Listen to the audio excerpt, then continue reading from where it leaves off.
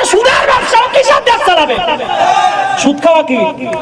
যে সুদের ব্যবসা করছে আজীবন লক্ষ লক্ষ মা বোনদেরকে রাস্তায় নামিয়েছে এই গ্রামীণ ব্যাংক। আর এই গ্রামীণ ব্যাংকের বিরুদ্ধে যারা কথা বলছে আজকে, তারা ডক্টর ইউনূসকে বলে কি জানেন? ফির ওলি ওলি বাবা বলে, কি বলে? ইমামদার আল্লাহর ওলি, নাউজুবিল্লাহ পড়েন। ফিট বেচানোর লাগি এখন ওলি হয়ে গেছে। আজীবন কইছো সুদখোর ঘুষখোর কইছো, এখন ওলি হয়ে গেছে। আমার ক্ষমতা ব্যবহার করতে বাধ্য করবেন না, প্রয়োজন হলে শেখ হাসিনাকে ফেরো বাংলাদেশে ফিরিয়ে আনবো। এটা আমি বলছি না, আপনাদেরকে জানিয়ে দিই যে বাংলাদেশের রাষ্ট্রপতি, যার নাম হচ্ছে মোহাম্মদ শাহাবুদ্দিন, তিনি হুমকি দিয়েছেন, এক কথায় বলতে পারেন, মোহাম্মদ ইউনূসকে। বাংলাদেশে বর্তমানে এই ডক্টর ইউনূস বিদেশে গিয়েও মিছা কথা কয়। অথর্ব সরকার এই ডক্টর মোহাম্মদ ইউনূসের সরকার। সাংবাদিক বলে দাবি করে ইলিয়াস, আমি তাকে বেয়াদব বলি, মিথ্যুক বলি, জঘন্য প্রপাগান্ডিস্ট। তারপরে আরেকটা আছে পিনাকি ভট্টাচার্য, জঘন্য মিথ্যুক, ধোঁকাবাজ, প্রতারক, আরো অনেকগুলো আছে।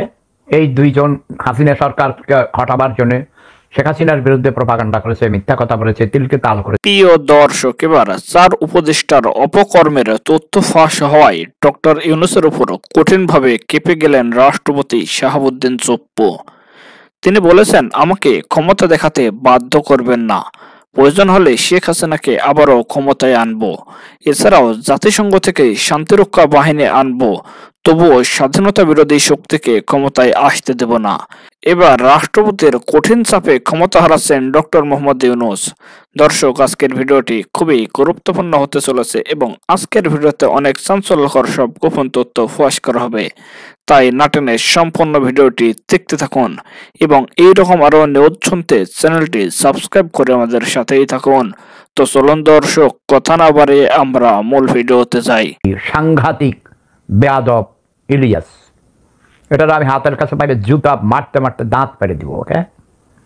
এবং পিনাকি ভট্টাচার্য, এটা কিন্তু জঘন্য মিথ্যুক, ভণ্ড, প্রতারক, ও একটা ক্রিমিনাল।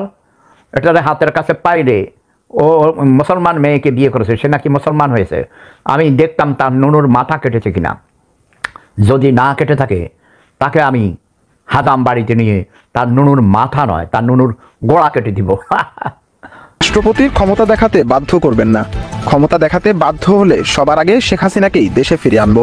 আমি আপিল করলে জাতিসংঘ মানতে বাধ্য, কারণ শেখ হাসিনার পদত্যাগের দালিলিক কোনো প্রমাণ কারো কাছেই নেই।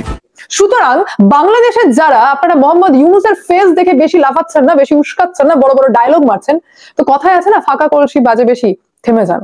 অলরেডি মোহাম্মদ ইউনূসের ভারতের ব্যবসাদারদের প্রতি সুর নরম হয়েছে, যেখানে শুধুমাত্র সুর নরমই না, যেটা আপনাদেরকে আমি একদিন আগের আপডেটে বলেছিলাম যে ভয়ঙ্কর পরিবর্তন ফেরও আসতে চলেছে বাংলাদেশে। সেই কারণে মোহাম্মদ ইউনূসের দফায় দফায় বৈঠক শুরু। সমস্ত ছাত্র লীগের প্রেসিডেন্ট সাদ্দাম হোসেন তিনি বলেছেন, ইনশাআল্লাহ আমাদের উপর যা অত্যাচার চলছে, যা চলছে, তা কিন্তু আমরা ফেরও ঘুরে দাঁড়াবো। আমি জানি যে প্রেস মিডিয়া আমাদেরকে কভার করছে না, কারণ তাকে এই ইন্টারিম গভর্নমেন্ট মোহাম্মদ ইউনূসের সরকার চাপে আমাদের এই সমস্ত কথাবার্তা, আমাদের যা মিটিং চলছে সেগুলোকে হাইলাইট করতে দিচ্ছে না।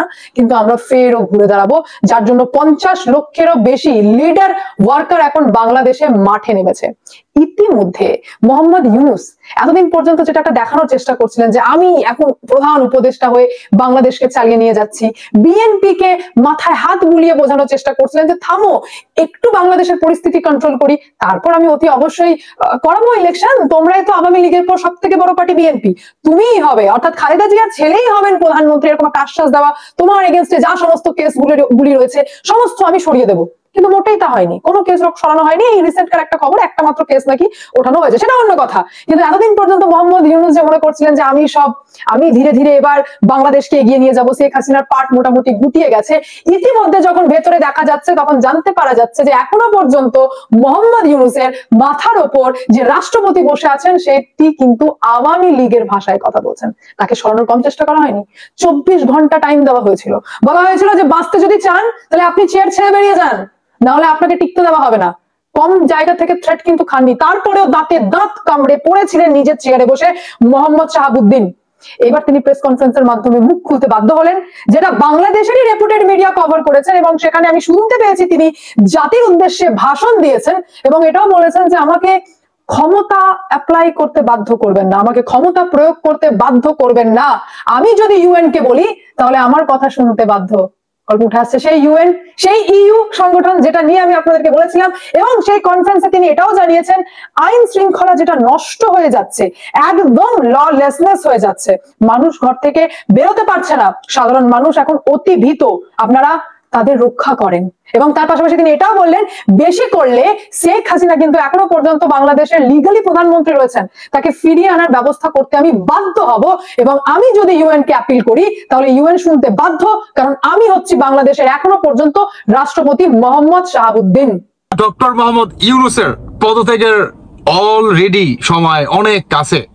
এই ভিডিওটা অত্যন্ত গুরুত্বপূর্ণ, কেননা অন্তর্বর্তীকালে সরকারে যে বা যারা বসে আছে তাদের কঠিন ভাবে মানে আপনার না জানা কিছু ইনফরমেশন, এটা আপনাদের জন্য জানাটা অত্যন্ত গুরুত্বপূর্ণ। ডক্টর মোহাম্মদ ইউনূস রে আর মায়াতে লাভ নেই, এবারটা গেলেই বেঁচে যাই। স্বাধীনতার পরে এখন পর্যন্ত এরকম অরাজকতা ভাই দেখিনি। এখন দেশ চালায় কেনা ওয়াকার নাম হলে তো মনে বিদেশি মিস্টার ওয়াকার, মিস্টার বেকার, এরকম মনে হয় এদের চালায়। হে তো 18 মাস পর্যন্ত সাপোর্ট দিব গেছে, এরপর সাপোর্ট না দিলে কি হইব? মানে আসল ক্ষমতাটা তো এর হাতে। নাকি দেশ চালায় ডক্টর ইউনূস, যে পৃথিবীতে বিশ্ব চ্যাম্পিয়ন। যদি সামসামির বিশ্ব চ্যাম্পিয়ন থাকতো, সামসামি কি এবং কত প্রকার, বিভিন্ন রাজাগো সামসামি, পশ্চিমা রাজাগো সামসামি, উনি হলো ওয়ার্ল্ডের নাম্বার 1। হ্যাঁ, নাকি দেশটা চালায় ওই সমন্বয়কারীরা একজন আরেকজন আবার গাইডলাইন শুরু করে দিছে। হে মাস্টার মাইন্ড, নামি মাস্টার মাইন্ড, সব মাস্টার মাইন্ড, কে যে মাস্টার মাইন্ড? হেরা মাস্টার মাইন্ড।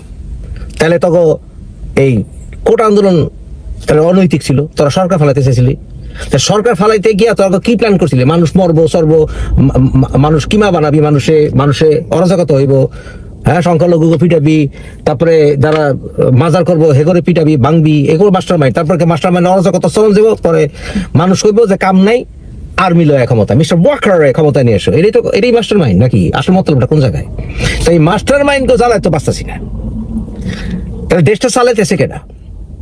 ডক্টর ইউনূসের মন্ত্রিসভা উপদেষ্টা গুলি দিয়ে যেই ভরাইছে, প্রত্যেকটা অথর্ব এক গাদার গান সালে। পৃথিবীতে এর চেয়ে বড় কান আছে বলে আমি মনে করি না। এই গাদার গান দেশ চালায়, দেশের অর্থনীতি চালায়, ব্যাংকিং খাত চালায়। হ্যাঁ, এই জামাতিকেও ঢুকাইছে, এবারে খুব ভালো চালাইতেছে। নাকি আসিফ নজরুল, এর নাম তো মোহাম্মদ নজরুল ইসলাম, হেন একটা ফেক, এ চালায় দেশ। মানে ডক্টর ইউনূস কোন দিন ডাইনে মাটি বামা মাটি নিচে পাটির বিছানা হয়ে যাবো আল্লাহর কাছে, পরে ফালাতে হয়ে যাবো মিস্টার ওয়াকার না মিস্টার আসিফ, কে জানে কারোর ফালাতে হয়ে যাবো। তারপরে কয়টা আছে মানে কাশি দিলে প্রতিদিন পেশাব করে প্যান্টে, এত বুইরা। হাসান আরিফ একটা, হ্যাঁ, আরো কয়েকটা আছে, এগুলি এমন বুইরা যে কাশি দিলে প্রত্যেকবার পেশাব হয়, এগুলো বয়সে ক্ষমতায়। রেজওয়ানা হে পরিবেশ উপদেষ্টা, হে কথা কয় বাংলাদেশ কোন সাব গেমে কি জিততাইছে। নাহিদ তথ্য বাবা, এই তথ্য বাবা যে কোনো জায়গায় উপস্থিত হয়েছে, এখন ঘরের থেকে বেরে না। এগুলো দিয়ে ভৈরা বলে চ্যাংরা ম্যাংরা দিয়ে ভৈরা বলেছে অথর্ব সরকার, এগুলো সব লাত্তি দিয়ে বের করে। ওই বিএনপি কইছিল না একটা গঠন করছে না যে আপনার এই ন্যাশনাল গভর্নমেন্ট, এটা একটা ন্যাশনাল গভর্নমেন্ট আসা দরকার, জাতীয় সরকার, বিভিন্ন দল থেকে লইয়া, হ্যাঁ, গুড়া দল আর বড় দল এগুলো লইয়া একটা ন্যাশনাল গভর্নমেন্ট করলে দেশটারে ঠান্ডা রাখা যাবে, কারণ সমস্ত দল তাদের কোঅপারেট করবো। পুলিশ মারামারি থামাইতে গিয়ে আর্মি লইছে, আর্মি এখন একটা ঠোলায় পরিণত হচ্ছে। এই আর্মি আবার কাম করে না, জায়গায় জায়গায় খুন খারাপ হইতেছে। আসলে আজকে আর্মি গুলি করে মেরে ফেলাইছে, আবার আর্মি ট্রাক আটকাইছে চিরাগাঙে, আর্মিরে ঠোলা বানায় ফেলাইছে। মতলবটা কি? মতলবটা ভাঙিয়ে করলিতে হয় যে মাস্টার মাইন্ডটা হইলো যে দেশ এত অরাজকতায় নিয়ে যাবো গা যে আমরা কমু যে আর্মি আইলে ভালো, মানে আবার এই শাসন, জিয়াউলকের শাসন, আবার এই হিজবুত তাহরির জামাত এগো দিয়ে ব্যাকআপ করে একটা আর্মি সরকার, মতলবটা মাস্টার মাইন্ড হয় নাকি? দেশে চরম অরাজকতা নিয়ে গেছে। এই যে অথর্ব কতগুলি ব্যাটার বহায় রাখছে, বাংলাদেশে স্ট্রিট জাস্টিস হইতেছে না, জায়গায় জায়গায় মানুষ মরতেছে। ঢাকা ইউনিভার্সিটির পেটের ভিতরে ফজলুল হলে তোমার জন্য মেরে আলাইলো, জাহাঙ্গীরনগর বিশ্ববিদ্যালয়ে মারলো, রাজশাহী বিশ্ববিদ্যালয়ে মারলো, এগুলো চোখে দেখে নেওনি। তারপরে এই জেনোসাইডের মামলা করার নামে সবাই রে খুনের মামলা দিতেছে। ফাইজলামি, খুনের মামলা কে এত সোজা? ফাইজলামি অগ পলিটিক্যালি মোটিভেটেড, মানে ভবিষ্যতে আওয়ামী লীগ কইতে পারে বা যে কেউ কইতে পারে যে ভাই এই বিচার মানি না, কারণ পলিটিক্যালি মোটিভেটেড বিচার, পলিটিক্যালি মোটিভেটেড বিচার দুনিয়ার কমিয়ে নেব। তাজুল কি জামাত না? ও কেমনে বুঝাইবার? আমি জামাতের নেতাকে ডিফেন্ড করতেছে, স্বাধীনতা শত্রুকে ডিফেন্ড করতেছে, হেরে বানাইছে চিফ প্রসিকিউটর। ওর কি দেখা কি হোগার মধ্যে সিল মেরে কই দিব যে দেখো আমার হোগা, দেখো আমি জামাত। এই জামাতের প্রধানরে বানাইছে চিফ প্রসিকিউটর। চরম অথর্ব সরকার এই ডক্টর মোহাম্মদ ইউনূসের সরকার। বিএনপির জনসভা মঞ্চে পলকের শালিকা, সিংড়া বিএনপির আহ্বায়ককে শোকজ। বিএনপির জনসভা মঞ্চে আওয়ামী লীগ সরকারের সাবেক তথ্য ও যোগাযোগ প্রযুক্তি প্রতিমন্ত্রী জুনায়েদ আহমেদের শালিকা ফারজানা রহমান উপস্থিত থাকায় রাজনৈতিক অঙ্গনে শুরু হয়েছে আলোচনা সমালোচনা।